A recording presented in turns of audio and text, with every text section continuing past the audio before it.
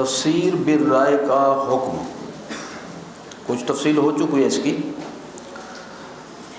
ایک شک جو اس کی مزید رہتی تھی اس کو بیان فرما رہے ہیں۔ اس کا خلاصہ یہ ہے کہ کچھ علماء اس بات کے قائل ہیں کہ تفسیر بالرائے بالکل کی ہی نہ جائے، اور کچھ اس کے قائل ہیں اسی تفصیل کے ساتھ جو پیچھے گزری ہے۔ یہ اس کا خلاصہ ہے چند لائنوں کا۔ جی، اس کے بعد جان لیجئے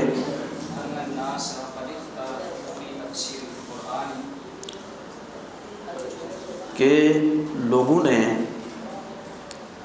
یعنی اہل علم حضرات نے اختلاف کیا ہے قرآن مجید کی تفسیر کے حوالے سے کہ جائز ہے کہ نہیں، حل یجوز، کیا یہ جائز ہے؟ اس سے مراد ظاہر ہے وہ تفسیر ہے جس کے بارے میں کوئی نقل متواتر یا اجماع موجود نہیں ہے، اور وہ تفسیر بالرائے ہے، تو لہذا اسی کی بات ہو رہی ہے۔ جی، تو ان میں سے کچھ وہ ہیں جنہوں نے اس میں مبالغہ کیا ہے، یعنی انکار میں، کہ اس کی تفسیر نہ کی جائے، اس آیت کی کوئی تفسیر نہ کی جائے جس کے بارے میں کوئی آیت یا روایت نہیں ہے، یعنی تفسیر بالرائے نہ کی جائے۔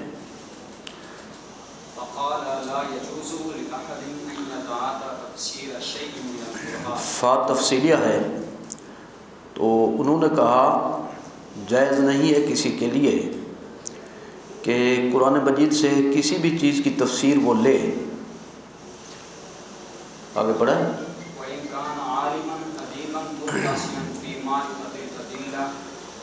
یہ ان جو ہے وصلیہ ہے، جو اگرچہ کا معنی دیتا ہے، وَإِن، اگرچہ وہ اہل علم ہو، ادیباً، علم ادب عربی کا ماہر ہو، متسعاً فی معرفت الادلہ، دلائل کے جاننے پہچاننے میں بڑا وسیع مطالعہ رکھتا ہو، اور فقہ کا اور نحو کا اور اخبار و آثار کا، یعنی اس میں یہ کہا تھا نا مبالغہ کیا ہے، تو یہ مبالغے کی تفصیل ہو گئی کہ جتنا بھی بڑا اہل علم ہو اس کو تفسیر بالرائے کی اجازت نہیں، اگر جو اصول کو بھی سامنے رکھے، یہ مطلب ہے۔ جی،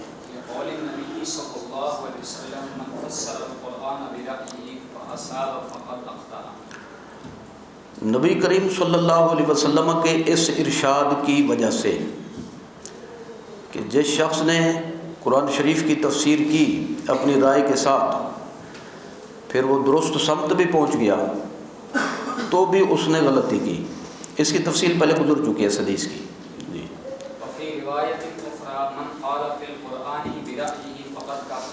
ایک اور روایت میں یوں ہے کہ جو شخص قرآن مجید میں اپنی رائے سے بات کرے تو وہ یقیناً کافر ہو گیا۔ اس سے بھی انہوں نے استدلال کیا، اطلاق سے استدلال کیا، اور پیچھے دلائل گزرے کہ یہ مطلق نہیں ہے، یہ روایت مطلق نہیں ہے۔ جی،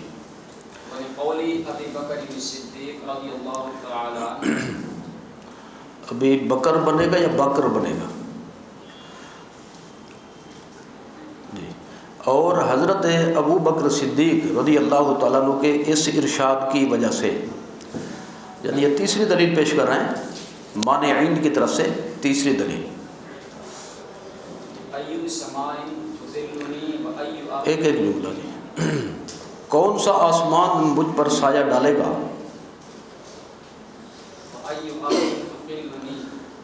اور کون سی زمین میرا وزن اٹھائے گی، جب میں اللہ تعالیٰ کی کتاب کے بارے میں اپنی رائے سے بات کروں، یعنی مجھے کہیں ٹھکانہ نہیں مل سکتا، کہیں کا نہیں رہوں گا، یہ مطلب ہے۔ تو اس سے بھی ثابت ہوتا ہے کہ یعنی قائل جو ہیں اس کے منع کے قائل اس سے استدلال پیش کرتے ہیں کہ تفسیر بالرائے کی مطلقاً اجازت نہیں، یہ ایک نظریہ ہو گیا۔ دوسرا، ان میں سے کچھ وہ ہیں جنہوں نے یوں کہا، من کان ذا ادب وسیع، جو وسیع ادب والا ہو. ادب یہ احترام کے معنی میں نہیں ہے یہاں پہ، ادب عربی. فموسع له ان يفسره، تو اس کے لیے گنجائش ہے کہ اس کی تفسیر کرے. کس کی؟ قرآن شریف کی. قوله تعالی کتاب انزلناه الیک مبارک لیدبروا آیاته وليتذکر اولو الالباب. اللہ تعالیٰ کے اس ارشاد کی وجہ سے یا کی دلیل سے کہ یہ ایسی کتاب ہے جس کو ہم نے اے محبوب آپ کی طرف نازل کیا، برکت والی ہے، تاکہ لوگ اس کی آیات میں غور و فکر کریں. اور اس لیے اس کو ہم نے اتارا کہ اہل عقل اس سے نصیحت حاصل کریں. تو اللہ تعالیٰ نے تدبر فی القرآن کی دعوت دی ہے، اور اس میں بھی اطلاق ہے. تو اگر اطلاق کی بات کرتے تو آپ نے روایت میں اطلاق دکھایا، ہم نے آیت میں دکھایا. جی. والتحقیق ان التفسیر یستعمل تارة بمعنى القصد.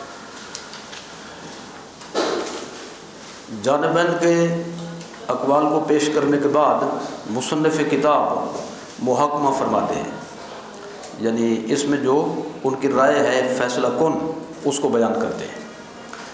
تحقیق یہ ہے کہ تفسیر کبھی کبھی تفسیر استعمال ہوتی ہے، کبھی تارتاً معنی کبھی قطع کے معنی میں، یعنی قطعیت سے بات کرنا کہ یہی معنی ہے، اس آیت کا یہی مفہوم ہے اور یہی اللہ تعالیٰ کی مراد ہے.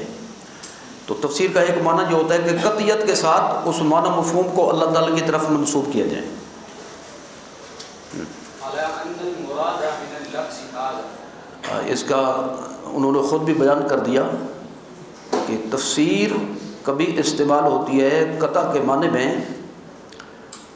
اس پر کہ اس لفظ سے یہی مراد ہے، اور اللہ تعالیٰ پر گواہی دینے کے معنی میں استعمال ہوتی ہے کہ اس نے اس لفظ سے یہی معنی مراد لیا.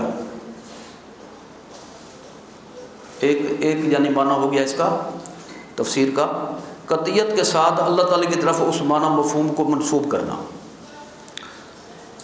فذلك لا يجوز الا لصاحب الوحي، اور اس طریقے سے تفسیر جائز نہیں ہے مگر صاحب وحی کے لیے، یعنی حضور نبی کریم صلی اللہ تعالی وسلم کے لیے. جی. ولمن شاهد النزول، اور اس کے لیے ہے جو قرآن شریف کے نازل ہونے کے وقت حاضر ہو، جس نے مشاہدہ کیا ہو. جی. وعاین اسبابہ، اور اس کے اسباب کا اس نے معاینہ کیا ہو، یعنی صحابہ کرام. یہ کون ہو گئے؟ صحابہ کرام. ولہذا جعل النبی صلی اللہ علیہ وسلم من فسر القرآن برأیہ مفتیا. اسی وجہ سے نبی کریم صلی اللہ تعالی علیہ وسلم نے مخطئ قرار دیا اس شخص کو جو قرآن کی تفسیر اپنی رائے سے کرے. وَإِنْ أَصَابَ، اگرچہ وہ صحیح سمت میں بھی پہنچ جائے، یعنی قطعیت کے ساتھ کرے تو یہ ممنوع ہے. قطعیت کے ساتھ معنی کی نسبت صرف اور صرف نبی صلی اللہ علیہ وسلم کر سکتے ہیں یا حضور کے اصحاب. جی. لأنه يشهد على الله بما لم يعلم، اس لیے کہ وہ اللہ کے متعلق گواہی دے رہا ہے اس چیز کی جس کا اسے علم نہیں. قطعیت کے ساتھ وہ کرے، وہ بات کرے جس کو یقینی علم ہو. وإن كان قوله مطابقا لما عليه الأمر في نفسه، جی. اگرچہ اس کی بات اس کے مطابق ہو جو فی نفس ہی جس پر وہ امر ہے، یعنی صحیح سمت میں بھی جا پڑے اندازے سے، تو بھی اس کی اجازت نہیں، کیونکہ جب وہ منع کر رہا ہے تو وہ لا علمی کی بنیاد پہ کر رہا ہے. جی.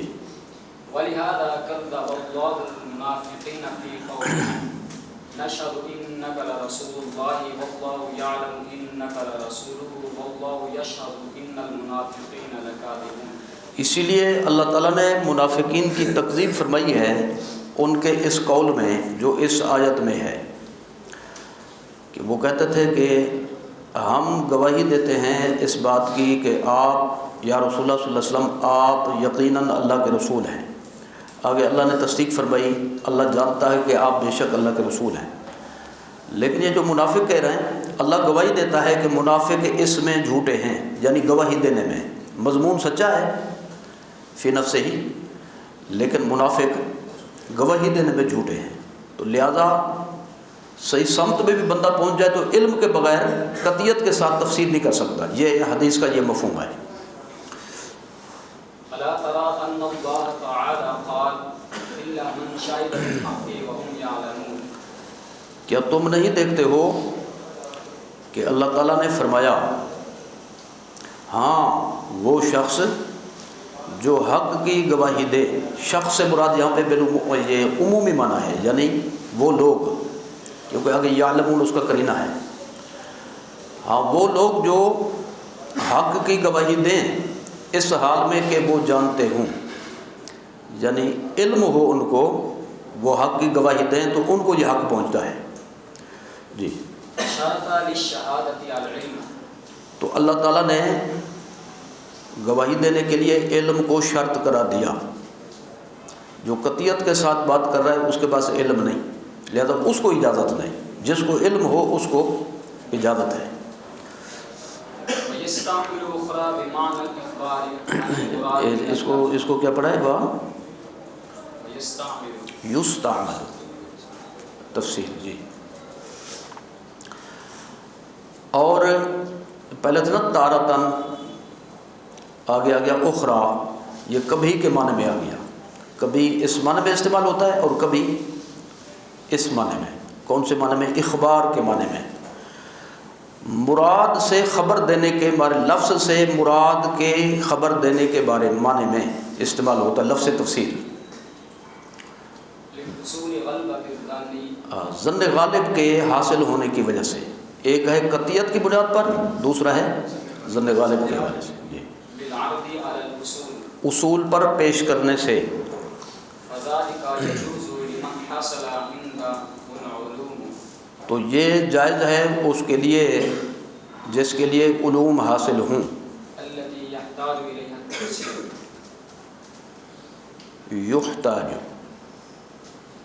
یحتاج جی وہ علوم جن کی تفسیر کے لیے ضرورت پڑتی ہے، جن کی تفسیر کے لیے ضرورت پڑتی ہے، وہ علوم اگر جانتا ہو بندہ تو اس کے لیے جائز ہے۔ جی العلوم التي يحتاج إليها المفسر، یحتاج، ٹھیک، وہ علوم۔ اب یہ بحث چلا رہے ہیں کہ بھئی آپ نے یہ کہا کہ علوم بندے کے پاس ہوں مطلوبہ تو وہ تفسیر کر سکتا ہے، لہٰذا اس بات کی ضرورت پڑی کہ ان علوم کی وضاحت کی جائے جن کی بنیاد پر بندہ تفسیر کر سکتا ہے۔ وہ علوم جن کی طرف مفسر کو حاجت پڑتی ہے، جن کے جاننے کی مفسر کے لیے ضرورت ہے۔ جی ثم إن المجوزين قد اختلفوا، اس کے بعد مجوزین نے اختلاف کیا ہے، یعنی جو تفسیر بالرائے کی اجازت دیتے ہیں علم کی بنیاد پر، تو ان کا اختلاف میں کتنے علوم بندے کو آنے چاہیے۔ في أن عدد العلوم التي يحتاج إليها التفسير، جی ان علوم کی تعداد کے بارے میں کہ جن کی تفسیر محتاج ہے، هل ينحصر في عدد معين؟ کیا یہ ایک متعین عدد میں منحصر ہے؟ وقال بعضهم إنه ينحصر في 15 علما، تو ان میں سے بعض نے فرمایا کہ یہ منحصر ہے 15 علوم میں۔ وقال الآخر منهم إنه ينحصر في 24 علما، ان میں سے ایک نے یوں کہا کہ وہ منحصر ہے 24 علوم میں۔ ومنهم من قال لا ينحصر في عدد معين معلوم لنا، ان میں سے کچھ نے کہا کہ یہ کسی ایک معین اور مقرر عدد میں منحصر نہیں ہے، لنا ہمارے لیے۔ لكن الذي اختاره الجمهور وعليه الأمر هو الأفضل۔ لیکن جمہور نے جس کو اختیار کیا ہے اور جس پر عمل ہے وہ پہلا قول ہے۔ پہلا قول کون سا ہے؟ 15 علوم جانتا جی۔ فنقول پس ہم کہتے ہیں، یعنی اب ان کی تفصیل بیان کر رہے ہیں، 15 علوم کی تفصیل۔ إن للإنسان علمين نافعين له في الدنيا والآخرة۔ انسان کے لیے 2 علم ہیں، یعنی 2 ایسے علم ہیں جو اس کو نفع دیتے ہیں دنیا و آخرت میں۔ أحدهما علم غايته الاعتقاد۔ ان میں سے ایک ایسا علم ہے جس کا نتیجہ ہے عقیدہ رکھنا جی۔ وهو الإيمان بالله وملائكته وكتبه ورسله واليوم الآخر۔ اور وہ ہے اللہ اور اس کے ملائکہ اور اس کی کتابوں اور اس کے رسولوں اور قیامت کے دن پر ایمان رکھنا، یعنی علم الاعتقاد۔ ثانيهما علم غايته العمل۔ ان میں سے دوسری قسم وہ ہے، دوسرا علم وہ ہے جس کا نتیجہ ہے عمل، جس کا فائدہ ہے عمل۔ وهو معرفة أحكام الدين والعمل به۔ اور وہ دین کے احکام اور اس پر عمل کو پہچاننا ہے، یعنی فروعی مسائل سے عملی مسائل جی۔ والعلم مبدأ۔ علم جو ہے یہ مرکز ہے والعمل تمام۔ اور عمل اس کی تکمیل ہے۔ ولا يتم العلم بدون العمل۔ علم مکمل نہیں ہوتا عمل کے بغیر۔ ولا يخلص العمل من دون العلم۔ اور عمل خالص نہیں ہو سکتا علم کے بغیر۔ ولذلك لم يفرد الله تعالى أحدهما من الآخر في عمل۔ اسی وجہ سے اللہ تعالیٰ نے کسی ایک کو بیان نہیں فرمایا، ان 2 میں سے کسی ایک کو بیان نہیں فرمایا دوسرے سے الگ کر کے، یعنی دونوں کو اکٹھے بیان فرمایا، علم کے ساتھ عمل، عمل کے ساتھ علم۔ نحو قوله تعالى إلا من شهد بالحق وهم فی عامت القرآن، یعنی قرآن شریف کے عمومی مقامات پر، بے شمار مقامات پر۔ نحو قوله تعالى إلا من شهد بالحق وهم يعلمون۔ جیسے اللہ تعالیٰ کا یہ فرمان الا من شہد بالحق وهم يعلمون ابھی گزرا ہے۔ وقوله من عمل صالحا من ذكر أو أنثى وهو مؤمن۔ اور جیسے اللہ تعالیٰ کا یہ فرمان کہ جو شخص اچھے عمل کرے، مرد ہو یا عورت، وَهُوَ مُؤْمِنٌ، درا حال کہ وہ ایمان والا ہو، فَلَنُحْيِيَنَّهُ حَيَاةً طَيِّبَةً جی۔ وقوله الذين آمنوا وعملوا الصالحات طوبى لهم وحسن مآب۔ اور جیسے اس کا یہ فرمان کہ جو ایمان لائے اور انہوں نے نیک عمل کیے تو ان کے لیے خوشخبری ہے، یعنی جنت ہے اور بہترین ٹھکانہ ہے جی۔ إلى غير ذلك۔ وغیرہ وغیرہ، الی غیر ذالک کا مفہوم ہوتا ہے وغیرہ وغیرہ جی۔ یعنی اس مضمون کی اور بھی بہت سی آیات ہیں جن میں علم کے ساتھ عمل اور عمل کے ساتھ علم کا ذکر ہے، کیونکہ ان کی آپس میں گہری مناسبت ہے۔ علم کے بغیر عمل حاصل نہیں ہوتا اور عمل کے بغیر علم مکمل نہیں ہوتا جی۔ تو لہٰذا یہ دونوں چیزیں ضروری ہیں، عقیدہ بھی ضروری، عمل بھی ضروری۔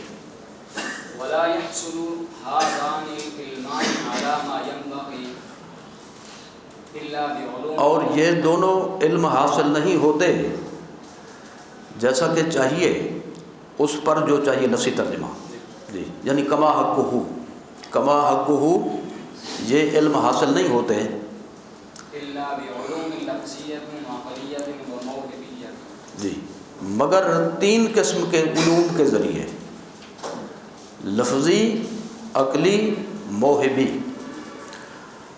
لفظی سے مراد جن کو پڑھا جائے، جیسے عربی ہوگی، عربی ادب ہو گیا، صرف نحو وغیرہ ہو گئے.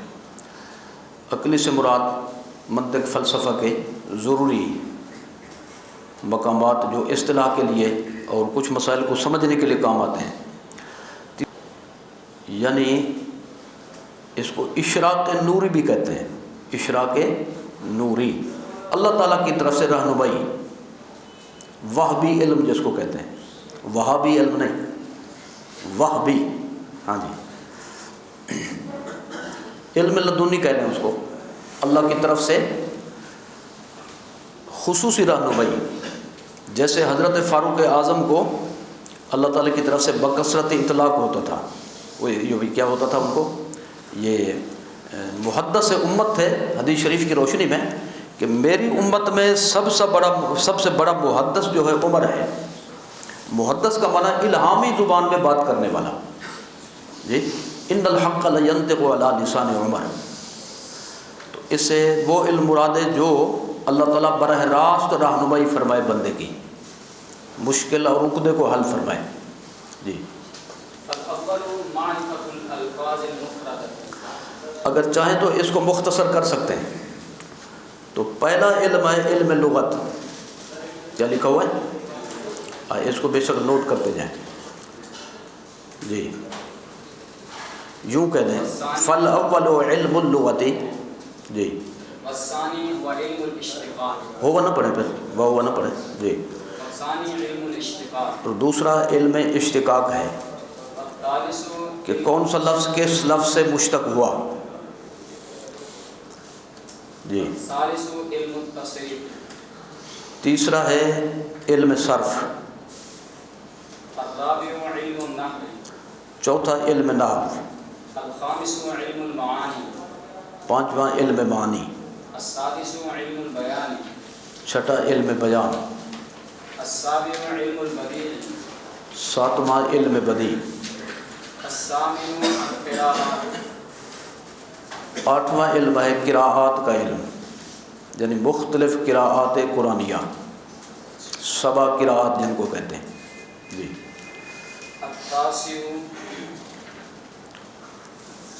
فی اسباب النزول. اب وہی ہو گیا، یعنی وہ علم جس میں شان نزول کی وضاحت ہوتی ہے کہ یہ آیت کب اتری، کیسے اتری، پس منظر کیا تھا. والعاشر علم الآثار والاخبار. 10واں ہے علم الآثار والاخبار، یعنی احادیث کا علم، احادیث مرفوعہ، موقوفہ، مقطوعہ. جی، الحادی عشر علم سنن. 11ویں قسم ہے علم سنن نبویہ. الثانی عشر علم. اچھا، یہ اوپر کے جو الفاظ ہیں یہ ہو گئے پھر تاریخ کے حوالے سے. کیا ہو گئے؟ تاریخ کے حوالے سے، کیونکہ تاریخ کے حوالے سے بھی بعض مسائل حل ہوتے ہیں تفسیر میں، کہ جو پہلے ہوگا وہ منسوخ ہوگا، جو بعد میں ہوگا وہ ناسخ ہوگا. ناسخ منسوخ کے لیے تاریخ کو دیکھنا پڑتا ہے. جی، ثانی عشر هو علم اصول الفقہ. ہاں جی، 12واں علم ہے علم اصول فقہ. الثالث عشر علم الفقہ والاخلاق. 13واں ہے علم الفقہ والاخلاق. الرابع عشر علم النظر والکلام. 14واں علم ہے علم العقائد، علم الکلام. الخامس عشر علم الموہب. 15ویں قسم وہی ہے جس کو موہبیہ کہا تھا انہوں نے. اس کو ساتھ ملا لیں. موہبیہ کیا ہوتا ہے، تفصیل خود کر رہے ہیں. وذالک علم اور یہ ایسا علم ہے یورثہ اللہ، جو اللہ تعالیٰ کسی کو عطا کرتا ہے ما علم واتقى واحسن. اس کی برکت سے جو اس نے جانا ہو اور تقوی اختیار کیا ہو اور نیکی کی ہو. كما قال النبي صلى خلاصہ یہ کہ جو پڑھا ہو اس پہ عمل کیا ہو. آگے ایک روایت بھی لکھ رہے ہیں كما قال النبي صلى الله عليه وسلم جیسا کہ نبی کریم صلی اللہ علیہ وسلم نے فرمایا من عمل بما علم ورثه الله علم ما لم يعلم جو شخص عمل کرے اس پر جو وہ معلوم کرے اللہ اسے عطا فرماتا ہے اس کا علم جو اس کے علم میں پہلے نہیں تھا. یعنی اس کی برکت سے خود بخود کچھ مسائل القاء ہوتے ہیں، جس کی نظیر حضرت امام اعظم کا وہ واقعہ بھی ہے. ایک بندے نے اپنا کچھ مال جو ہے وہ دفن کیا تھا زمین میں حفاظت کے لیے، کوئی چوری نہ ہو جائے، لیکن وہ بھول گیا. جب وہ بھول گیا تو اب بڑی اس نے کوشش کی کہ بھی کسی طرح یاد آ جائے. یاد نہ آیا تو حضرت امام اعظم کی خدمت میں حاضر ہوا، ماجرا سنایا کہ میں اپنی ایک چیز زمین میں دفن کر کے بھول گیا ہوں، تو آپ حل فرمائیں مجھے کیسے ملے گی. آپ نے فرمایا بھئی یہ دینی مسئلہ تو ہے نہیں، یہ تو پیسے کا مسئلہ ہے، تو میں کیا کر سکتا ہوں اس پر. اس نے نہیں آپ کر سکتے ہیں. آپ نے کہا چلو ٹھیک ہے میں غور کرتا ہوں. تھوڑی دیر غور فرمانے کے بعد ارشاد فرمایا تم ایک کام اگر کر لو نا تو پھر تمہارا کام ہو جائے گا. اس نے کہا جی. فرمایا ساری رات نفل پڑھنے پڑیں گے. اس نے کہا یہ کون سے گھاٹے والا سودا ہے، نفل پڑھوں گا ایک رات میں اگر میرا کام ہوتا ہے. جب اس نے نفل کی نیت کی تو پہلی ہی رکعت میں یاد آ گیا. تو اب وہ جا کر جلدی جلدی نماز کو سمیٹا، چیز نکالی اور جا کر سو گیا. صبح آیا شکریہ ادا کرنے، تو حضور بڑا شکریہ آپ کا، آپ نے مہربانی فرمائی، مجھے عمل بتایا. فرمایا کتنی رکعتوں میں کام ہوا تھا؟ اس نے کہا جی پہلی رکعت میں. فرمایا مجھے بھی یہی اندازہ تھا، یہ خبیث تمہیں زیادہ نہیں پڑھنے دے گا. تو اس نے کہا کون سا خبیث؟ تو فرمایا کہ میں نے اس مسئلے کو ایک حدیث سے نکالا ہے کہ جب اذان ہو تو شیطان بھاگ جاتا ہے پھر واپس آ جاتا ہے، جب اقامت ہو تو پھر بھاگ جاتا ہے، اور جب نماز شروع کرو تو پھر آ کر بالکل چپک جاتا ہے اور کہتا ہے اذکر قضا و قضا، فلاں فلاں بات یاد کرو، یعنی بھولی ہوئی باتیں وہ یاد دلاتا ہے. تو میں نے کہا بھی یہ جب نماز پڑھے گا اس نیت کی ساری رات میں نماز پڑھوں تو یہ تو شیطان کے لیے بہت نقصان کی بات ہے. تو وہ پہلی رکعت میں یاد دلا دے گا اس کو. یہ ہے علم موہبیہ. کیا ہے؟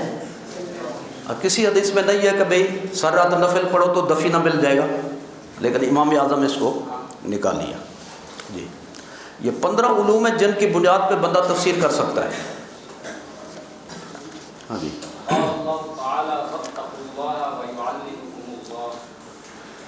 ایک اور آیت پیش کرتے ہیں اسی کی تائید میں. اللہ فرماتا ہے اللہ سے ڈرو اور اللہ تمہیں علم عطا فرماتا ہے. یہ اس بات کی طرف اشارہ ہے تقوی اختیار کرو تو اللہ تمہیں ایک اور علم دے گا جو تم نے پڑھا ہی نہیں ہوگا. جی.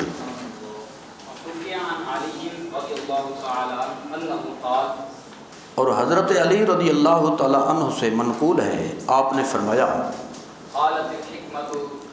حکمت بولی من ارادنی فلیعمل باحسن ما علم. احسن نہیں پڑھیں گے، مضاف ہے نا تو میں اس لیے تو کہہ رہا ہوں. جی مضاف نہ ہو تو غیر منصرف تھا.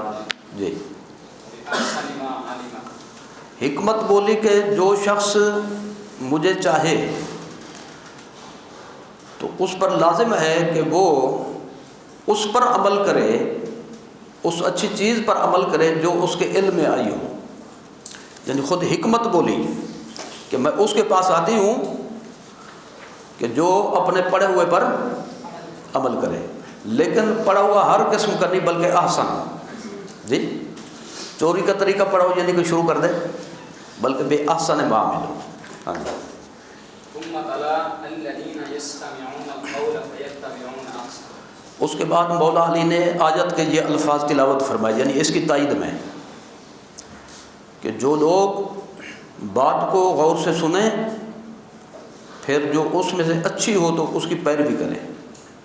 تو یعنی یہ فرمایا کہ آیت کے یہ الفاظ بھی اسی کی تائید کرتے ہیں. جی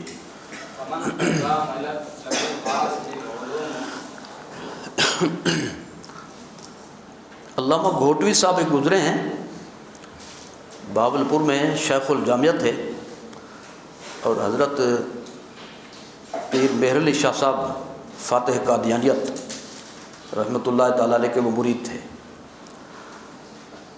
تو ماشاءاللہ قد کاٹ کے حوالے سے بھی بڑے لہیم شہیم زخیم وسیع عریض، اور جتنا وہ جسامت کے حوالے سے تھے اتنا ہی علم تھا ان کا، یعنی موٹا بندہ بڑا بندہ اگر وہ یعنی علم والا ہو، عقل والا ہو، سمجھ والا ہو، تو وہ اتنا ہی عقیل فہیم ہوتا ہے۔ عموماً یہ اتنا سمجھ نہیں ہوتی موٹے بندے میں، لیکن ہو تو پھر اس کی جسامت کے مطابق ہوتی ہے۔ تو قادیانیت کے مسائل اس وقت بہت زیادہ ہوتے تھے۔ ایک کچہری میں، عدالت تو ہوتی ہے نا جو شرعی حوالے سے ہو، باقی ہوتی ہیں کچہریاں، جج کے سامنے ان کو لایا گیا تو جج نے کہا کہ علامہ صاحب آپ ختم نبوت کو میں جس آیت سے کہوں ثابت کر سکتے ہو؟ انہوں نے کہا بالکل ثابت کر دوں گا۔ اچھا، اس نے جی پہلا صفحہ کھولا قرآن شریف کا، سورۃ بقرہ شریف اس نے پڑھی، والذین یؤمنون بما انزل الیک وما انزل من قبلک، اس سے ثابت کرو۔ انہوں نے کہا یہ تو صریح دلیل ہے کہ اللہ تعالیٰ نے وحی کی دو قسمیں کی ہیں، ایک وہ جو آپ پر ہوئی، ایک وہ ہوئی جو آپ سے پہلے ہوئی، اس کے بعد والی تو نہیں ہے نا، اس کے بعد والی نہیں ہے، اس کا مطلب ہے آخری وحی سرکار کی ہے۔ تو یہ ہے موہبیہ، کیا ہے جی؟ موہبیہ، ہاں جی۔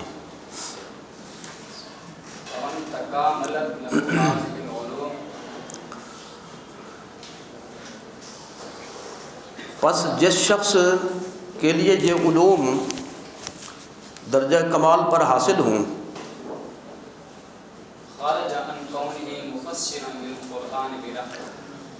وہ قرآن کا مفسر بالرائے ہونے سے نکل گیا، یعنی تفسیر بالرائے جو ممنوع ہے تو یہ اس کے لیے نہیں ہوگا، یہ امر اس کے لیے نہیں ہوگا، یعنی اس کو اجازت ہوگی کہ وہ قرآن کی تفسیر کرے، تو وہ تفسیر بالرائے مذموم قرار نہیں پائے گی۔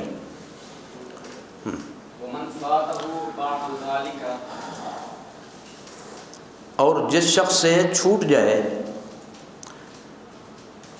اس کے کچھ چھوٹ جائیں کچھ علوم، یعنی سارے نہ جانتا ہو، کچھ جانتا ہو ان میں سے،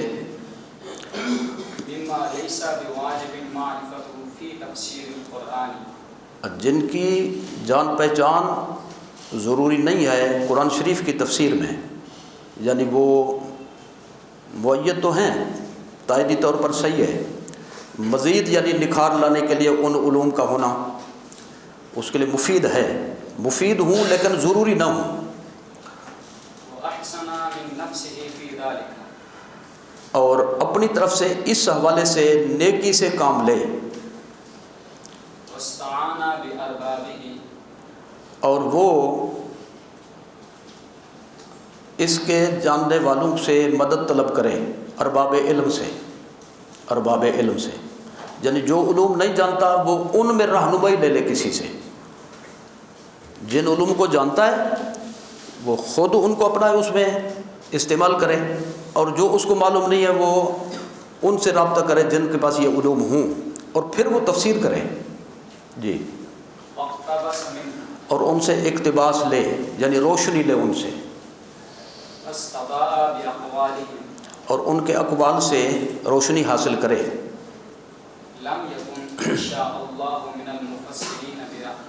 یہ بھی انشاءاللہ بالرائے تفسیر کرنے والوں میں سے نہیں قرار پائے گا جی۔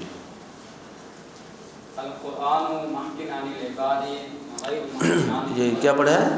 القرآن محکیون، محکیون جی، القرآن محکی عن العباد وغیر محکی عنہ والتفسیر بہ۔ جی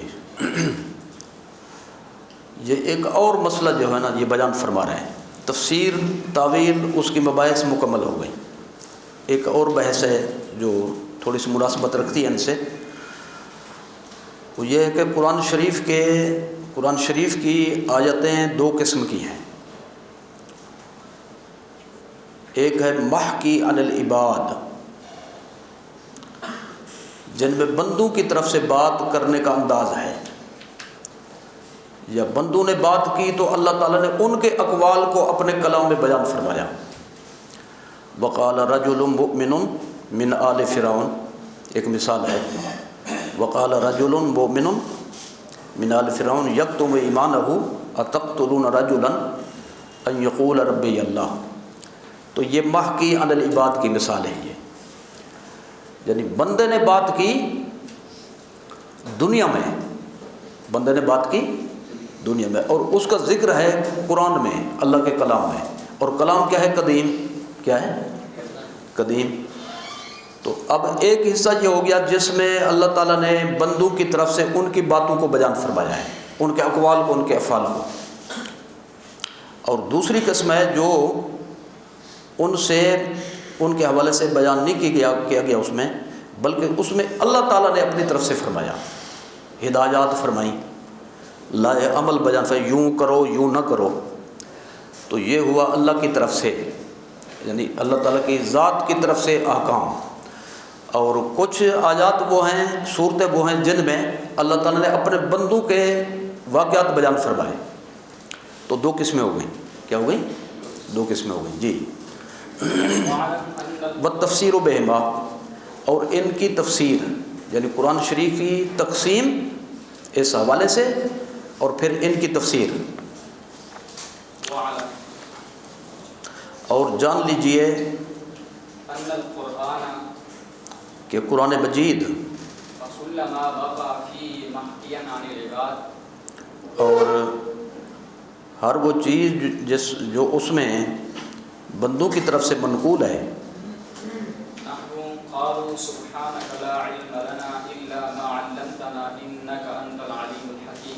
جیسے یہ آیت کریمہ ملائکہ کرام کا جواب انی جاعل فی الارض خلیفہ، اس کے پس منظر میں تو علم الاسماء دیا گیا حضرت آدم علیہ السلام کو. اور پھر آزمائشاً فرشتوں سے کہا گیا کہ بتاؤ ان چیزوں کے نام کیا ہیں. تو انہوں نے کیا کہا تھا؟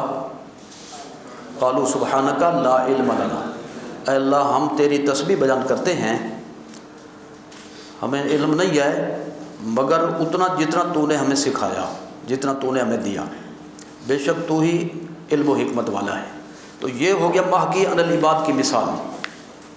محکی ظاہر فرشتے بعد میں پیدا ہوئے، ان سے بات ہوئی تو انہوں نے جواب دیا. تو اس میں جو بحث ہے وہ خود آ جائے گی، اس میں پوری عبارت پڑھیں گے نا. جی.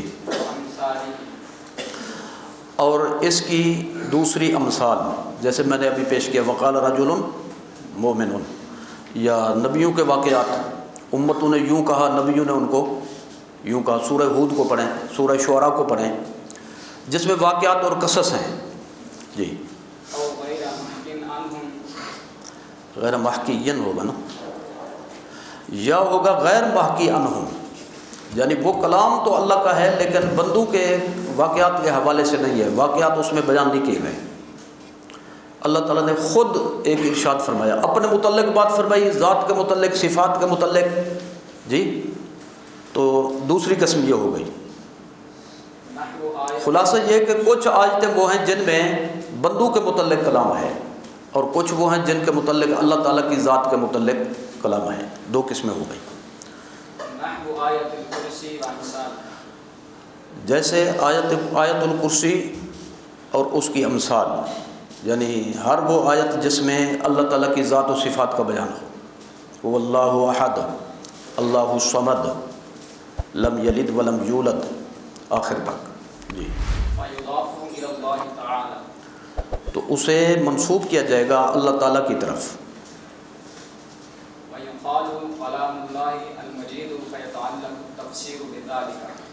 فا تو آگے ہے نا، یہ جملہ جہاں پہ ایک مکمل ہو گیا. تو اسے اللہ کا کلام مجید کہا جائے گا.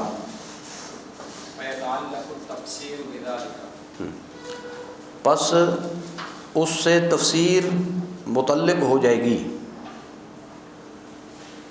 لكن تعقل التفسير المتعلق بالمحكي عنهم لیکن وہ تفسیر جو تعلق رکھتی ہے محکی عنہم آیات سے، حيث يندفع به الشك اس اعتبار سے کہ اس کے ذریعے شک دور ہو جائے، يحتاج إلى التأمل زيادة الاحتياط. اس میں سوچ بچار کی بڑی ضرورت پڑتی ہے. سوچ بچار کی یعنی جو اللہ تعالیٰ کے متعلق ہے وہ تو ہے تفسیر سیدھی سیدھی اللہ کا کلام ہے. جو بندوں کے متعلق ہے تو اس میں ذرا غور کرنا پڑتا ہے، پھر پتہ چلتا ہے کہ بھئی یہ اللہ کا کلام کیسے ہے، اللہ کا کلام کیسے ہے. یہ پڑھنے والوں پہ چھوڑ رہے ہیں، یہ بات بعد میں غور کرنا ہوگا. جی وأما تعقل التفسير المتعلق بغير المحقق عنهم رہا اس تفسیر کو سمجھنا جو غیر محکی عنہم سے متعلق ہو، فَوَ ظاہر، تو وہ تو بالکل ظاہر ہے. كما أن تعقل التفسير المتعلق بنفس الحكاية جلي حيث جیسا کہ اس تفسیر کا سمجھنا جو تعلق رکھتی ہے خود اس واقعے کے ساتھ، وہ جلی ہے، وہ واضح ہے. جلیون مانے واضح، وہ بھی واضح ہے. حیث ما کانت، وہ واقعہ جہاں کبھی ہو. فتعمل حق التعمل نہ فتعمل ہو. فتعمل جی تو اس پر غور کر لو، اچھی طرح غور کرنا جیسا کہ غور کرنے کا حق ہے. فإن فيه فائدة يفهمها أولو الألباب، اس میں ایک ایسا فائدہ ہے جسے عقل مند ہی سمجھ سکتے ہیں.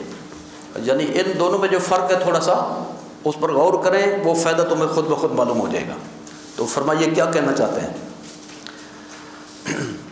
یہ کہنا چاہتے ہیں کہ کلام قرآن مجید اللہ تعالیٰ کا کلام ہے، اللہ تعالیٰ کا کلام ہے.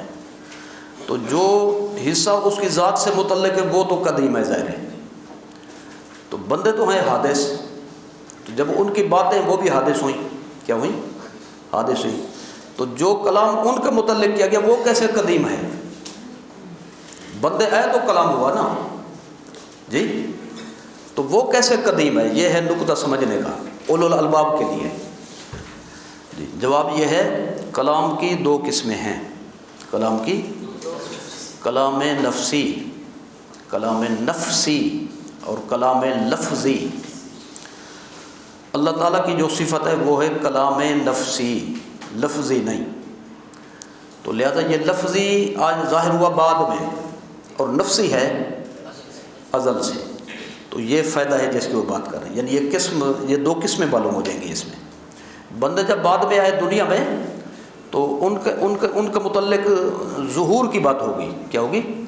اس کو یوں سمجھے اللہ رازق ہے، رزق دینے والا ہے. رزق کس کو دینے والا ہے؟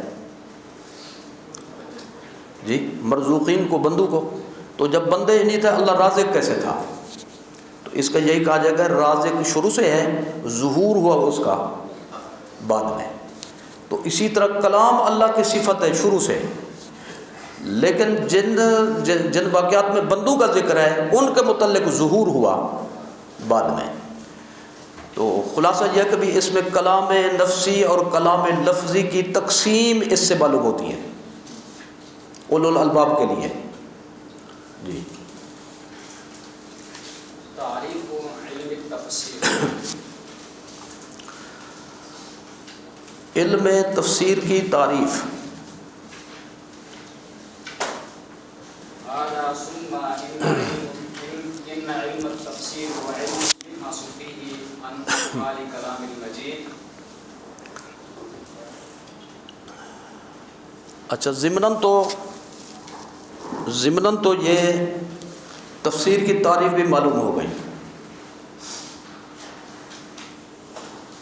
3 قسمیں کی تھی نا اس میں پچھلی کتابوں میں، ذکی، متوسط اور غبی.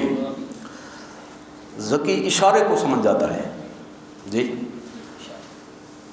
نہیں، ذکی جو ہے سن کر سمجھ لیتا ہے، اور متوسط ہے اس کو متوجہ کرنا پڑتا ہے، اور غبی کو جھنجھوڑنا پڑتا ہے، پھر اس کو بات سمجھ میں آتی ہے۔ تو یعنی یہ سب کے لیے ہوتا ہے۔ تو اگرچہ یہ چیزیں اس میں ضمناً آ چکی ہیں، لیکن صراحت کے ساتھ پھر وہ رعایت فرماتے ہوئے جی صراحت کے ساتھ پھر اس کی تعریف جو ہے نا مستقل سطح پہ لکھ رہے ہیں جی۔ تو اب سنیے تعریف کیا فرماتے ہیں علم تفسیر کی۔ هذا ثم إن علم التفسير هو علم يبحث فيه عن أحوال كلام الله المجيد۔ اچھا، یہ حاضہ کا لفظ نا پیچھے آنا چاہیے تھا۔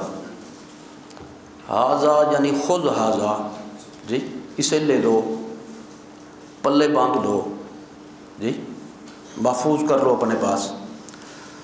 تو لہذا یہ ثم سے جو ہے نا یہ اگلا عنوان ثم سے شروع ہوگا، حاضہ جو ہے پیچھے ہے جی۔ اس کے بعد علم تفسیر وہ علم ہے جس میں بحث کی جاتی ہے اللہ کے کلام مجید کے حالات کے حوالے سے۔ پوری عبارت پڑھی تھی۔ من حيث إنه يدل على المراد بالطاقة البشرية، اس حیثیت سے کہ وہ مراد پر دلالت کرتا ہے، یعنی اللہ تعالیٰ کی اس سے مراد کیا ہے اس کا پتہ چلتا ہے۔ بحسب طاقت البشریہ، جتنا بندے کی طاقت میں ہے، بندے کی طاقت کے مطابق، یعنی جتنا وہ زور لگا سکتا ہے اس کے معلوم کرنے میں، تو یہ قید اس میں آئے گی۔ تو اس کا کیا مطلب ہے، قید کیوں لگائی ہے؟ اللہ تعالیٰ کے کلام کے احوال کی جس علم میں بحث ہو وہ علم تفسیر ہے، لیکن ہر حیثیت سے نہیں۔ اللہ تعالیٰ کے کلام میں قرات کی بحث بھی ہوگی، صیغے کی بحث بھی ہوگی، اعراب کی بحث بھی ہوگی، معنی بیان بدی کے حوالے سے بھی اس میں بحث ہوگی، لیکن یہاں پہ کون سا پہلو ہے؟ مراد معلوم کرنا۔ کیا کرنا؟ اب بحث یہ ہو کہ اس سے اللہ کی کیا مراد ہے، اللہ کیا فرمانا چاہتا ہے جی۔ بندے کے علم کی روشنی میں اللہ نے جو اس کو علم عطا فرمایا، علوم جو پہلے گزرے جن کی تفصیل ہوئی، ان علوم کی روشنی میں وہ معلوم کرے کہ بھی اللہ تعالیٰ اسے کیا فرمانا چاہتا ہے۔ اس حیثیت سے یہ قرآن جو ہے علم تفسیر جو ہے نا قرآن سے اس حیثیت سے بحث کرتا ہے۔ حیثیتیں اور بھی ہیں جی، مختلف قراءات کی حیثیت، صیغے کے حوالے سے، اعراب کے حوالے سے، جیسا کہ ذکر ہوا۔ تو یہاں پہ کون سی حیثیت ہے؟ اللہ تعالیٰ کی مراد معلوم کرنا جی۔ تو یہ جملہ جو ہے یہ یاد رکھنے کا، اس کو حفظ کرنے کی ضرورت ہے جی۔ علم التفسیر ہوا علم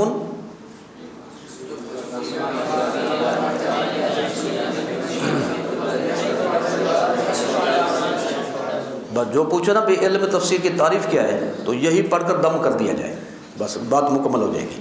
ہاں جی آگے۔ تقسیمہ الی تأویل و تفسیر، اس کی تقسیم تعویل و تفسیر کی طرف۔ وینقسم الی، یہ ہے عنوان سے نچلا مضمون ظاہر ہو گیا کہ تفسیر کی پھر دو شکلیں ہیں، جس میں خود تفسیر اور دوسرا ہے تعویل جی۔ وینقسم الی قسمین، اور یہ منقسم ہوتا ہے دو قسموں کی طرف۔ تفسیر وهو ما لا يدرك الا بالنقل او السماع او بالمشاهده، سماع، کیونکہ سماع کہتے ہیں قوالی کو جی، سماع کہتے ہیں سننے کو جی۔ السماع او بمشاهده النزول واسبابه، تفسیر جو معلوم نہ ہو سکے مگر نقل سے، نقل سے مراد آیت یا روایت، یا سماع سے، اس کو یوں بھی کہہ سکتے ہیں جی کہ الا بالسماع، یعنی متبادل لفظ یہاں پہ استعمال کر سکتے ہیں، یا نزول کے مشاہدہ سے، یعنی قرآن شریف کے نزول کے مشاہدہ سے اور اس کے اسباب کے مشاہدہ سے، اسباب نزول الآیات والقصص. سورہ قصص یا قصص؟ جی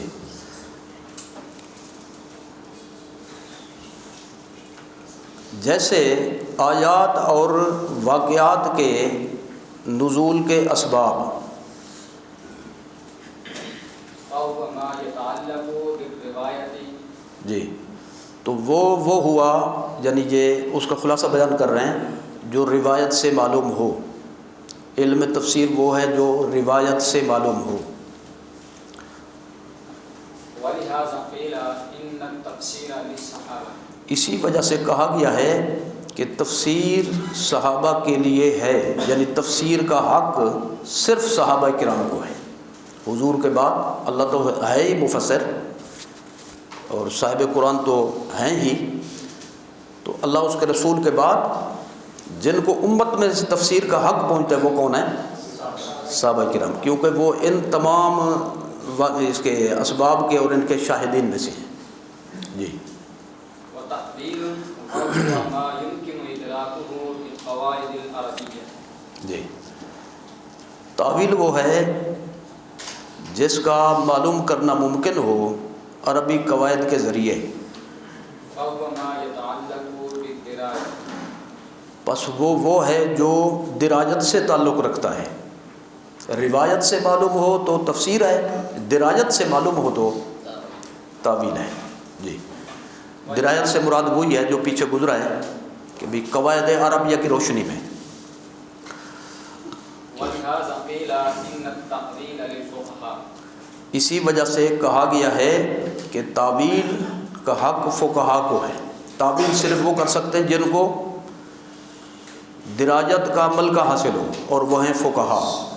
جی فالقول فی القسم الاول بلا نقل او سماع ختم. لہذا پہلی قسم میں بولنا نقل کے بغیر یا سماع کے بغیر غلطی ہے. یعنی تفسیر جب کی جائے گی تو ضروری ہے کہ آیت ہو یا روایت ہو یا اس میں سماع ہو. جی سماع متبادل لفظ ہے جیسے پیچھے گزرا ہے، یعنی جس کا تعلق کسی سے سننے سے ہو، سن کر کہ بھئی یہ معنی ہے اس کا، اور کس کی سن کر؟ جس کو حق ہے، اللہ کو حق ہے، اس کے رسول کو حق ہے، اور صحابہ کرام کو حق ہے.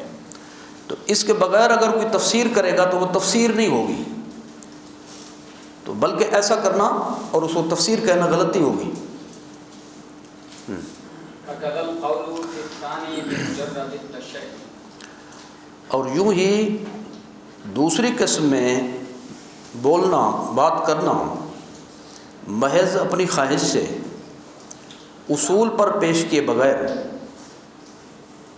وإن أصاب فيهما. اگرچہ اس میں ان میں درست سمت بھی پہنچ جائے تو یہ بھی خطا ہوگی. کیا ہوگی؟ خطا. یعنی تعویل اصولوں کو پیش نظر رکھے بغیر کرنا یہ بھی خطا ہے، جس طرح نقل اور سماع کو پیش نظر رکھے بغیر قرآن کی تفسیر کرنا خطا ہے. جی وأما استنباط المعاني على قانون اللغة. رہا معنی کا استخراج لغت کے اصول پر، فمما يعد فضلا وكمال. تو یہ اس سے ہے جو فضل و کمال شمار کیا جاتا ہے.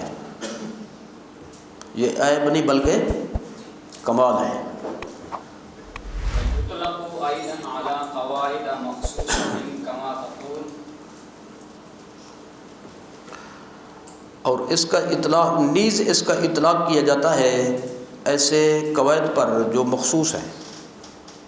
كما تقول فلان يعلم علم التفسير تريد به قواعده. ہاں جی، جیسا کہ تو کہے کہ فلاں بندہ علم تفسیر جانتا ہے، تو اس سے مراد لے رہا ہو اس کے قواعد کو، اصول کو. کس کے قواعد کو؟ تفسیر کے. تو یعنی کبھی تفسیر کا معنی ہوتا ہے آیت یا روایت کے ذریعے اس کا معنی کرنا، آیت کا معنی کرنا آیت کے ذریعے یا روایت کے ذریعے. اور کبھی کبھی علم تفسیر بول کر اس سے مراد ہوتے ہیں تفسیر کے اصول، تفسیر کے قواعد، جیسے کہ اس عبارت سے انہوں نے واضح کیا کہ اگر آپ کہیں کہ بھئی فلاں بندہ علم تفسیر جانتا ہے، علم تفسیر تو معنی ہوگا فن تفسیر کو جانتا ہے، علم یہاں پہ فن کے معنی میں ہوگا، اور فن کے قواعد ہوتے ہیں، اصول ہوتے ہیں جی۔ قواعد تفسیر کے مطابق تصدیقات پر بھی اس کا اطلاق کیا جاتا ہے، یعنی بعض عبارات میں، بعض کتب میں، بعض علوم کے حوالے سے بھی تفسیر کا لفظ بولا جا سکتا ہے، قرآن شریف سے ہٹ کر، کیا قرآن شریف ہٹ کر، لیکن اس کا جو عمومی اس کا استعمال ہے وہ صرف قرآن شریف کے لیے۔ یہ بحث شروع میں گزری ہے کہ بھی شرح اور تشریح نہیں کہتے بلکہ فسر اور تفسیر کہتے ہیں، گزری ہے نا پہلے، یہ اسی کو بیان کر رہے ہیں۔ حکم تعلم علم التفسیر۔ اچھا، اب اس کا خلاصہ کیا ہوا؟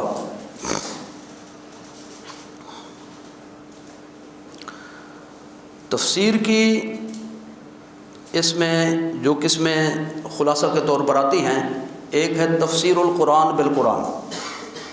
کیا چیز؟ تفسیر القرآن بالقرآن، یعنی آیت کا معنی کیا جائے آیت سے۔ اس کی مثال ہونی چاہیے صراط الذین انعمت علیہم، صراط الذین انعمت علیہم، سورہ فاتحہ میں ہے کہ اللہ تعالیٰ نے ہمیں سکھایا کہ تلاوت کے ضمن میں مجھ سے یوں دعا کرو، اے اللہ ہمیں سیدھے راہ پر چلائے رکھ، ان لوگوں کی راہ پہ چلائے رکھ جن پر تیرا انعام ہے۔ انعام کن پر ہے؟ اب اس کی تفسیر چاہیے، تو سب سے پہلے دیکھیں گے ہم قرآن شریف میں، تو قرآن شریف جب ہم نے دیکھا تو دوسری آیت میں موجود ہے الذین انعم اللہ علیہم من النبیین والصدیقین والشہداء والصالحین وحسن اولئک رفیقا، تو یہ ہوگی تفسیر القرآن بالقرآن، یہ اس کی مثال ہوگی۔ اسی طرح سے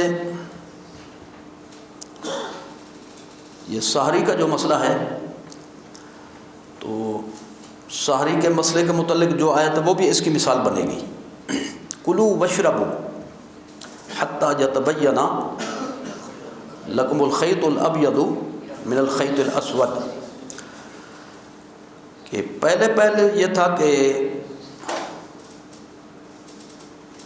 سحری کی اجازت تھی عشاء کے بعد جب تک بندہ جاگ رہا ہے، جب تک جاگ رہا ہے، اگر سو گیا تو اب اس کو جاگنے کے بعد کھانے پینے کی اجازت نہیں، شروع میں یہ پابندی تھی۔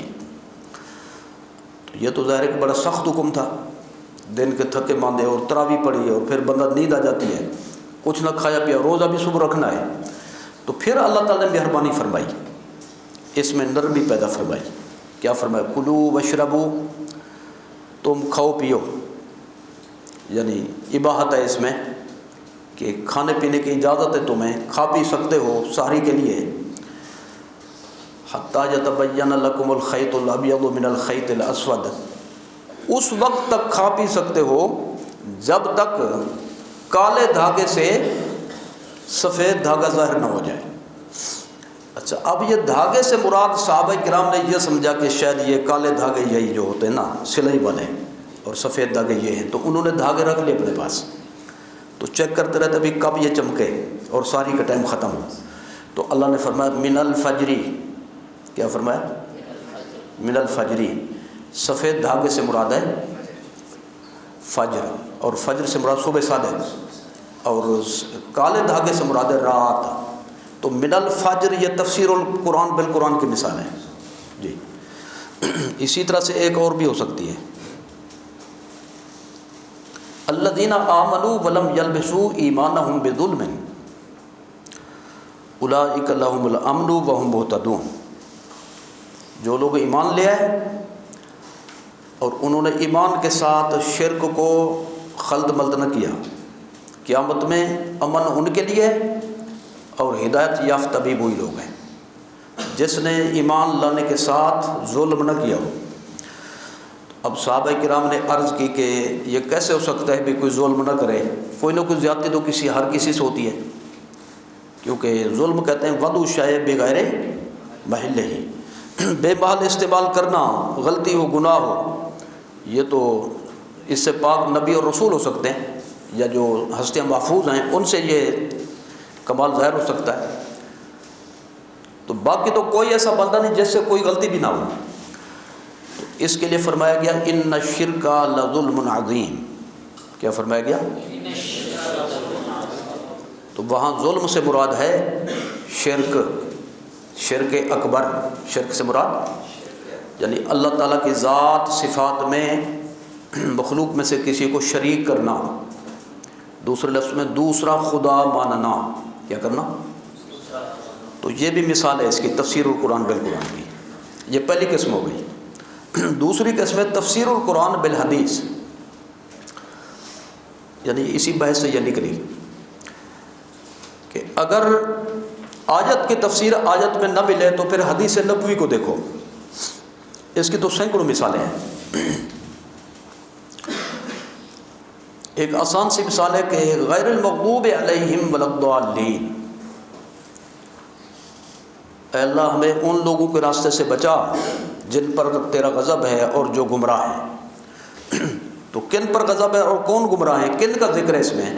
تو حدیث شریف میں ہے کہ مغضوب علیہم یہود، مغضوب علیہم یہود، اور ضالین ہیں نصارہ. تو تفسیر کس نے کی؟ سرکار نے. تو یہ حدیث سے تفسیر ہو گئی جی آیت کریمہ کی. تو یہ دوسری قسم ہوگی تفسیر القرآن بالحدیث. تیسری قسم کیا بنتی ہے؟ تفسیر القرآن بقول صحابی. تفسیر القرآن بقول صحابی، اس کی بھی سینکڑوں مثالیں ہیں. آپ اگر یہ مثالیں جمع کرنا چاہیں تو بخاری شریف کھول لیجیے گا، اس میں کتاب التفسیر جلد 2 میں، جو یہ کراچی کی چھپی ہوئی ہے، یا کوئی بھی چھپا ہو کتاب التفسیر کھول لیں تو اس میں یہ سارا مواد وہاں پہ مل جائے گا. تو اس کی ایک مثال سماعت فرمائیں. یوم تبیض وجوہ وتسود وجوہ. کون سے پارے میں ہے؟ چوتھے پارے میں، سورہ آل عمران میں. اللہ فرماتا ہے قیامت کے دن کچھ لوگوں کے چہرے روشن ہوں گے اور کچھ لوگوں کے چہرے سیاہ ہوں گے. کن کے سیاہ ہوں گے اور کن کے روشن ہوں گے، یہ اس کی تفسیر چاہیے. آیت میں موجود نہیں. بولو، آیت میں موجود. اس کے بارے میں حدیث نبوی صریح بھی نہیں. حضرت ابن عباس کا قول موجود ہے. حضرت ابن عباس نے فرمایا یوم تبیض وجوہ اے وجوہ اہل سنت والجماعہ. جی اے وجوہ،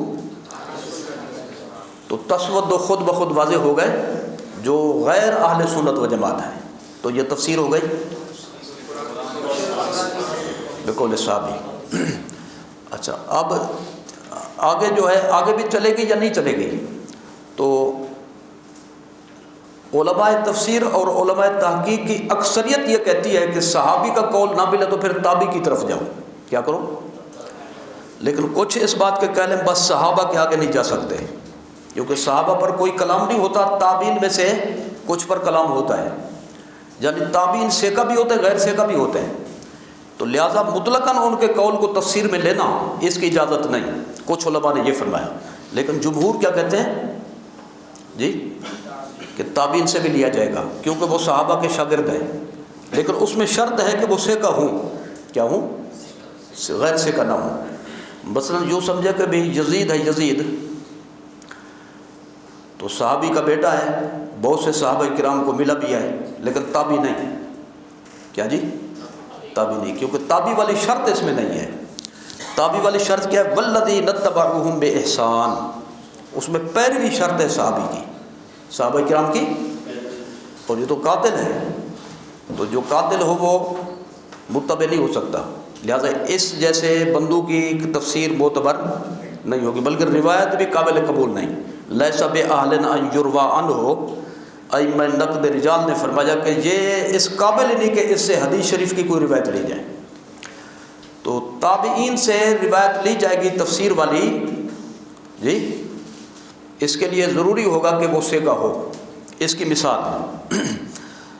مثال ایک مثال یہ ہے کہ قد جاءکم من اللہ نور. قد جاءکم من اللہ نور۔ نور سے کیا مراد ہے؟ کسی آیت میں اس کی تفسیر نہیں، کوئی حدیث نبوی بھی مراد ہے صریح، کیا مراد ہے؟ صریح، اور قول صحابی بھی کوئی صریح قول صحابی اس میں موجود نہیں ہے۔ تو اگلا حصہ کون سا ہے تفسیر کا درجہ؟ امام قتادہ بن دعامہ مفسر قرآن، جن کے اقوال کتب تفسیر میں موجود ہیں، تفسیر کے حوالے سے انہوں نے فرمایا کہ یہاں پہ اس آیت میں نور کا مصداق سرکار کی ذات ہے، نور کا مصداق سرکار کی، یہ ہوگی تفسیر۔ جی کتنے درجے ہو گئے؟ 4۔ اگر آیت بھی نہیں، حدیث نبوی نہیں، قول صحابی نہیں، قول تابعی نہیں، تو پھر دیکھا جائے گا عربی قواعد کو، کیا دیکھا جائے گا؟ اور ان علوم کو دیکھا جائے گا، ان علوم کی روشنی جو آپ نے تفصیل پڑھی ہے، 15 علوم کی روشنی میں، یعنی آیت کا معنی متعین کرنے کے لیے 15 علوم سے مدد لی جائے گی، تو پھر ان علوم کے حوالے سے متعین کیا جائے گا بھی اللہ تعالیٰ اس سے کیا فرمانا چاہتا ہے۔ تو یہ ہوگی تفسیر بالرائے المحمود، کیا ہو گئی؟ تفسیر بالرائے المحمود، پیچھے تفصیل گزری ہے۔ تو یہ ٹوٹل کتنی قسمیں ہو گئی؟ 5 قسمیں ہیں یہ تفسیر کی۔ اچھا، اس میں ایک فائدہ ابھی سے سن لیں، جب تفسیر موجود ہو تاویل کی طرف جانے کی اجازت نہیں، تفسیر موجود ہو تاویل کی طرف جانے کی اجازت نہیں۔ تو لہٰذا یہ جو جتنی آیتیں ہم پڑھتے ہیں سرکار کی شان کی یا بہت سے مسائل کی جن کو لوگ اختلافی مسائل کہتے ہیں، تو اس میں وہ ڈنڈی مارتے ہیں اصولوں کے حوالے سے، تو ان کو پکڑا جائے گا اصولوں کے حوالے سے، اصولوں کے حوالے سے ان کو نتھ ڈالی جا سکتی ہے۔ میں اس کو ایک نظیر پیش کرتا ہوں۔ ابھی آپ نے سنا کہ نور سے مراد اس آیت میں حضور نبی کریم صلی اللہ علیہ وسلم کی ذات پاک ہے، کس نے کہا؟ اچھا، یہ جو وہابی ہیں کچھ تو کہتے ہیں کہ نور سے مراد قرآن ہے، قد جاءکم من اللہ نور، اس سے مراد ہے قرآن۔ باقی رہا کہ وا کتاب مبین، قرآن کا ذکر تو آگے موجود ہے، تو کہتے ہیں وہ تفسیریہ ہے، کیا جی؟ وہ تفسیریہ ہے، اور کتاب مبین جو ہے یہ قرآن شریف کا نام ہے، نور بھی قرآن کا نام ہے، تو 2 نام ہیں۔ اس کی انہوں نے مثال بھی پیش کی، تلک آیات الکتاب و قرآن مبین، ہے قرآن شریف میں جی، الف لام را، تلک آیات الکتاب، الکتاب و قرآن مبین، 2 نام ہو گئے، کتنے؟ تو وہ کہتا ہے جس طرح 2 نام اس میں ہیں واو کے ساتھ، تو یہاں بھی 2 نام ہیں قرآن شریف کے، ٹھیک ہے۔ اور کچھ نے یہ کہہ دیا کہ بھئی نور سے مراد ہے اسلام، نور سے مراد ہے اسلام، اور کتاب مبین سے مراد ہے قرآن۔ تو اب آپ اس کا رد کیسے کریں گے یہ بتائیں، جو آپ نے پڑھا ہے اصول کی روشنی میں، کس طرح سے ان کو نتھ ڈالیں گے، پکڑیں گے؟ جی اس طرح سے پکڑیں گے کہ نور سے مراد اسلام، یہ ہے تعویل، بولو دلیل کیا ہے؟ دلیل یہ ہے کسی آیت میں یہ نہیں ہے کہ اس آیت میں نور سے مراد اسلام ہے، کسی آیت میں نہیں ہے، حدیث نبوی میں بھی نہیں ہے، کسی صحابی کا قول بھی، کسی تابعی کا قول بھی، لہذا یہ تعویل ہوئی، کیا ہوئی؟ تعویل ہوئی۔ اسی طرح نور سے مراد قرآن مجید لینا، یہ بھی تفسیر نہیں ہے، کیا جی؟ کسی آیت میں یہ نہیں ہے کہ اس آیت میں نور سے مراد قرآن مجید ہے، حدیث نبوی بھی نہیں ہے، قول صحابی بھی، قول تابعی بھی نہیں ہے، تو لہذا یہ خالصۃ تعویل بنی۔ تو ابھی آپ نے یہ طے کیا ہے کہ جب تفسیر موجود ہو تعویل کی طرف جانے کی اجازت نہیں ہے، تو ہم نے دکھا دیا تفسیر موجود ہے کہ نور سے مراد سرکار کی ذات ہے، اور وہ کون سی تفسیر ہے؟ تفسیر تابعی جی۔ اگر اس کو لینا ہو تو زاد المسیر ایک تفسیر ہے علامہ ابن جوزی کی، تو امام قتادہ مفسر تابعی کا یہ قول اس میں موجود ہے، کون سی کتاب میں؟ زاد المسیر جی۔ علامہ ابن جوزی سنیں تو یہ ان کی تفسیر ہے لکھی ہوئی، اس میں یہ قول موجود ہے۔ ختم کر رہے ہیں جی۔ اچھا، اب یہ تعویل ہوئی کہ نور سے مراد اسلام، اور اسی طرح اور نور سے مراد اسلام اور قرآن، یہ دونوں تعویل ہیں، تفسیریں نہیں ہیں جی۔ جو ہم نے پڑھا اسی کی روشنی میں متعین کر رہے ہیں۔ تفسیر کیسے نہیں؟ کہ تفسیر کے جو منقولی درجات ہیں 4، ان میں سے کوئی نقل نہیں ہے، نہ آیت ہے، نہ حدیث نبوی ہے، نہ قول صحابی ہے، نہ قول تابعی ہے، تو لہذا وہ تعویل بن گئی۔ اور تعویل کی طرف اس وقت جاتے ہیں جب پہلے تفسیر نہ ہو، یہاں تفسیر موجود ہے، تو لہذا رد کرنے کا ان کا یہ طریقہ، اصول کا یہ فائدہ ہے۔ اچھا، اب تعویل میں بھی یہ لوگ ڈنڈی مارتے ہیں، تعویل میں بھی ڈنڈی مارتے ہیں، لہذا بالفرض اگر کہیں پہ تفسیر نہ ملے، تعویل ہو، ہم بھی تعویل کریں، وہ بھی تعویل کریں، تو پھر دیکھا جائے گا کہ بھی بنیاد کس کی صحیح ہے کس کی غلط ہے۔ اس کی ایک مثال سمجھ لیں، اسی کو لے لیں کہ بالفرض اگر تصور یہ کریں کہ کوئی تفسیر نہیں، آیت نہیں، حدیث نہیں نبوی، اور کوئی حدیث موقوف، کوئی حدیث مکتوب، اور یہ بالکل یہ تصور کر لیں کہ امام قتادہ کا قول بھی نہیں ہے، تو تعویل پر جب آئیں گے تو ہم یہ کہتے ہیں تعویل کے حوالے سے بھی سرکار ہی بنتے ہیں مراد، یہاں پہ تعویل کے حوالے سے بھی سرکار ہی بنتے ہیں۔ تعویل کے حوالے سے کیا دیکھا جاتا ہے؟ پہلے تو سیاق و سباق دیکھا جاتا ہے، آپ نے پیچھے پڑھا تھا بمعونۃ المقام وسوق الکلام وقرائن الحال، پڑھا تھا پیچھے کہ سیاق و سباق کو دیکھا جائے، کہ پہلے یہ متعین کریں کہ بھئی بات کس کی ہو رہی ہے۔ تو اب غور فرمائیے، قد جاءکم من اللہ نور و کتاب مبین، جو حافظ صاحبان وہ زیادہ بتا سکیں گے، دوسرے حضرات کے لیے بھی پرابلم نہیں ہے۔ آیت یہاں سے شروع ہو رہی ہے یا پیچھے سے اور لفظ ہیں؟ پیچھے سے اور لفظ ہے۔ کہاں سے شروع ہو رہی ہے؟ یا اہل الکتاب قد جاءکم رسولنا، تو پیچھے کس کا ذکر ہے جی؟ رسولنا موجود ہے پیچھے۔ یبین لکم کثیرا مما کنتم تخفون من الکتاب ویعفو عن کثیر، تو فوری فرمایا قد جاءکم من اللہ، جس کا بیان پہلے تھا آگے اسی کا بیان ہے جی، اسی لیے وقد جاءکم نہیں آگے، تاکہ یہ جملہ بدل بن جائے، اس سے کیا بن جائے؟ بدل بن جائے۔ تو سیاق و سباق کو دیکھا جاتا ہے، سیاق و سباق میں ہم نے دیکھا تو پیچھے حضور کا ذکر ہے، تو لہذا یہ نور سے مراد تعویل کے حوالے سے بھی حضور ہی بنے گے، ٹھیک ہے؟ کیونکہ تعویل کا پہلا اصول یہ ہے کہ سیاق و سباق کو دیکھو۔ مزید اس میں جن لوگوں نے اس سے قرآن مراد لیا اور انہوں نے تقریریں کی، ہمارے علماء اس کا جواب پہلے دے چکے ہیں۔ تو اب تعویل کے حوالے سے سب سے پہلے یہ دیکھا جائے کہ بھئی قرآن کس نے مراد لیا، اس شخصیت کو بھی دیکھو، اس شخصیت پہ بھی کلام کیا جا سکتا ہے جس نے یہ قول کیا ہو۔ تو پوری تاریخ میں سب سے پہلے جس نے یہ معنی کیا کہ نور سے مراد قرآن مجید ہے، وہ ہے ابو علی الجبائی معتزلی، بولو یہ معتزلی نے معنی کیا، کوئی بنیاد پیش نہیں کی، نہ آیت پیش کی، نہ حدیث نبوی صریح، نہ قول صحابی، نہ قول تابعی، اور خود ہے وہابی۔ کیا جی؟ جتنے وہابی ہیں معتزلیوں سے بنے نا، انہوں نے ان سے عقیدے لیے ہیں۔ تو سب سے پہلے یہ قول کیا، ان کے اپنے بڑے نے کیا کیا؟ تو اپنا قول کسی پہ حجت نہیں ہوتا، یہ بن جائے گا ہم یوں فرماتے ہیں، کیا بن جائے گا؟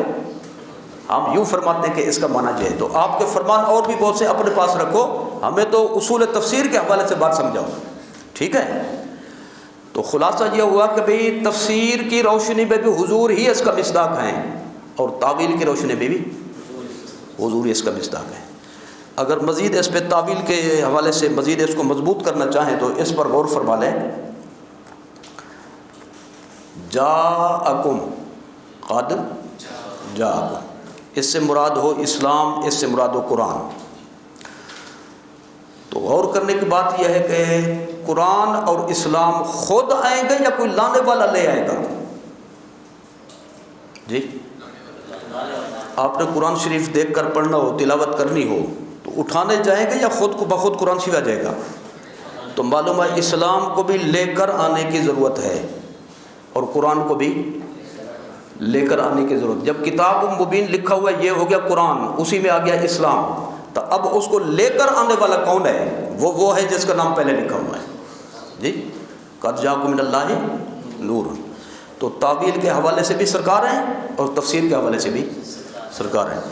مزید اس کا حوالہ پڑھنا ہو تو شرح شفا پڑھیے. علامہ علی قاری نے اس کی گت بنائی ہے، اس کی، کس کی؟ اس معتزلی کی، ابو علی جبائی کی. آپ نے فرمایا تو اگر یہ کہتا ہے کہ نور سے مراد بھی قرآن اور کتاب مبین سے مراد بھی قرآن، تو میں یہ کہتا ہوں نور سے مراد بھی سرکار ہے اور کتاب مبین سے مراد بھی سرکار ہے. زیادہ سے زیادہ تو یہ پوچھے گا بھئی حضور کتاب مبین کیسے ہیں؟ تو فرمایا دیکھو کتاب میں مسائل ہوتے ہیں، احکام ہوتے ہیں، تو سارے کے سارے مسائل حضور کے سینے مبارک سے تو آئے ہیں. تو اس معنی میں نور بھی حضور ہے اور کتاب مبین بھی سرکار ہے. ایسے تو ایسے صحیح، جیسے تو کہتا ہے ہم اس کو الٹ کر دیتے ہیں. اور علمی حوالے سے دیکھا جائے تو وہی اصول ہے کہ تفسیر کے ہوتے ہوئے تعویل کی اجازت نہیں ہے. تو جو کہتا ہے اسلام مراد ہے تفسیر پیش کرو، جو کہتا ہے قرآن مراد ہے اس کی تفسیر پیش کرو. تفسیر ہے نہیں، لہذا یہ بنے گی تعویل. اور ہم سے پوچھو تفسیر موجود ہے، جی کیا موجود ہے اس میں؟ وہی قول حضرت قتادہ کا، تابعی کا. تو لہذا یہ بات یہ ہو گئی. اور تعویل میں ڈنڈی مارتے ہیں، اصولوں سے ہٹ جاتے ہیں. انہوں نے کیا کیا تھا؟ بالعرض علی الاصول، بالعرض اصول. اس کی ایک مثال ہے، شیعہ کے حوالے سے لیجیے اس کی مثال. دور حاضر میں ایک مسئلہ چلا ہوا ہے، وَسَيُجَنَّبُهَا الْأَتْقَى الَّذِي يُؤْتِي مَالَهُ يَتَزَكَّى وَمَا لِأَحَدٍ عِندَهُ مِن نِعْمَةٍ تُجْزَى إِلَّا ابْتِغَاءَ وَجْهِ رَبِّهِ الْأَعْلَى. اچھا، اب جتنی بھی تفسیریں ہیں دنیا کی ساری اٹھا کر مطالعہ فرمائیں. الاتقا کا مصداق حضرت صدیق اکبر ہیں. مصداق ہے اس کا، ان کے بارے میں یہ اتری تھی، یہ آیت کریمہ ان کے بارے میں اتری تھی. تو یہ جو روافض ہیں اور یہ جو تفصیلی ہیں، اس کا انہوں نے یہ جواب دیا کہ خصوص سبب کو نہیں دیکھا جاتا بلکہ عموم الفاظ کو دیکھا جاتا ہے. خصوص سبب کو نہیں دیکھا جاتا بلکہ عموم الفاظ کو دیکھا جاتا ہے. تو بالکل صدیق اکبر کے بارے میں یہ آیت اتری، لیکن الفاظ کا جو مضمون ہے آیت کا وہ تو سب کے لیے ہے. کیا ہے جی؟ سب کے لیے. تو لہذا اس سے یہ مسئلہ ثابت نہ ہوا. یہ یعنی ڈنڈی ماری ہے. ڈنڈی کیا ہے اس میں جی؟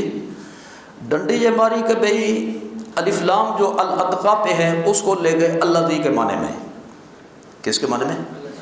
الذی کا. تو معنی ہوگا جو بھی اتقا ہو، یہ کام کرے گا تو اس کے لیے یہ اجر ہے، اس کے لیے یہ ہمارا وعدہ ہے. تو جو بھی ہوگا، تو عموم الفاظ کو دیکھا جاتا ہے.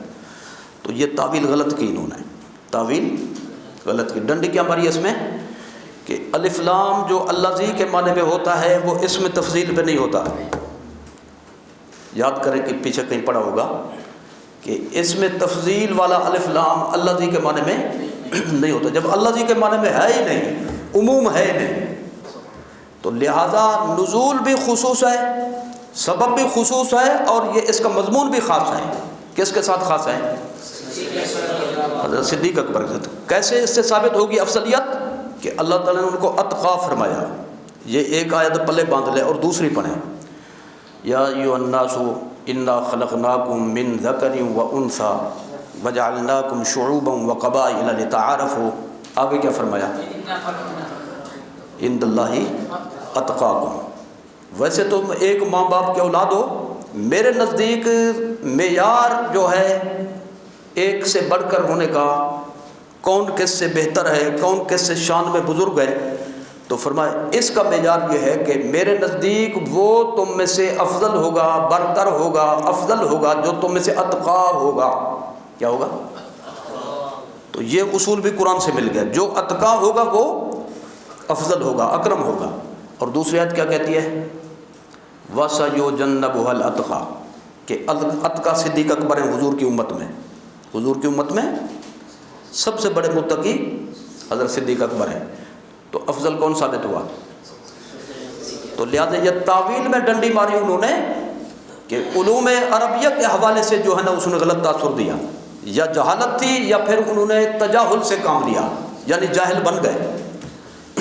تو خلاصہ یہ ہوا کہ تفسیر کے ہوتے ہوئے تعویل کو نہیں لیا جاتا، تفسیر کے ہوتے ہوئے تعویل کو نہیں لے جاتا. اگر الاتقاء کی تفسیر دیکھیں تو صحابہ کرام سے یہ منقول ہے، صحابہ کرام سے جتنے اقوال جمع کر رہے ہیں تفسیریں آپ پڑھ لیجئے گا، اس میں دیکھ لیجئے گا. تو جب صحابہ کرام سے موجود ہے کہ یہ آیت صدیق اکبر کے بارے میں ہے، یہ ہوگی تفسیر. کیا ہو گئی؟ اور یہ کہ ہر شخص اس میں ہے، یہ ہو گئی تعویل. اور تفسیر کے ہوتے ہوئے تعویل کو لینا جائز نہیں ہے. تو یہ ہو گئی بحث اس میں. بس کریں جی. اللہم صلی علی حبیبک صحبہ اجمعین. اللہم احسن عاقبتنا فی الامور کلها واجرنا من خزي الدنيا وعذاب الآخرة. اللهم إنا نسألك فعل الخيرات وترك المنكرات وحب المساكين، فإذا أردت بعبادك فتنة فاقبضنا إليك غير مفتونين. صلى الله على حبيبه وخير خلقه محمد وآله وصحبه.